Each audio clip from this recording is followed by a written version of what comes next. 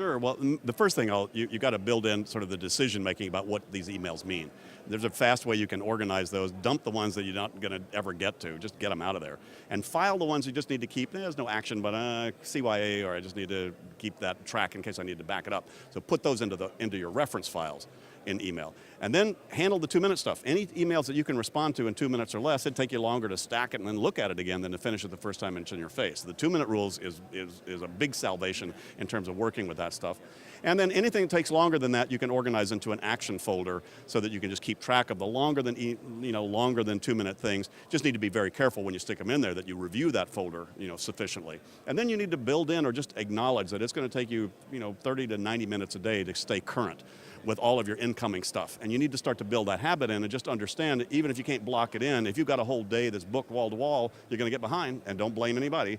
You or your assistant or somebody didn't structure and ensure that you had enough white space just to stay current. That's a critical piece. And probably the most critical piece is at least at the end of every week, you need to give yourself a 2-hour window where you sit down and step back and stop answering the phone, stop dealing with emails, and take a look from a higher perspective. What are all the projects?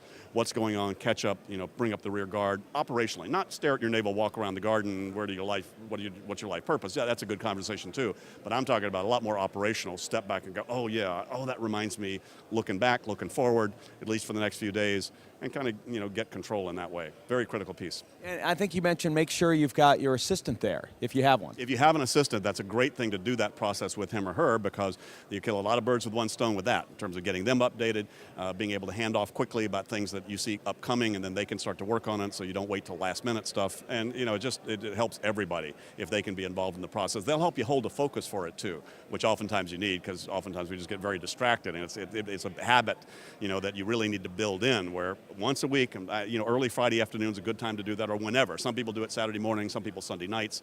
Some people do Monday morning. They want to sort of hold the world back and work out of their home office on the first thing on Monday morning and kind of get clean. Any of that works, as long as you don't let it go longer than 7 or 8 or 10 days before you do that kind of regroup. David, important hints. Thanks. Yeah, you got it.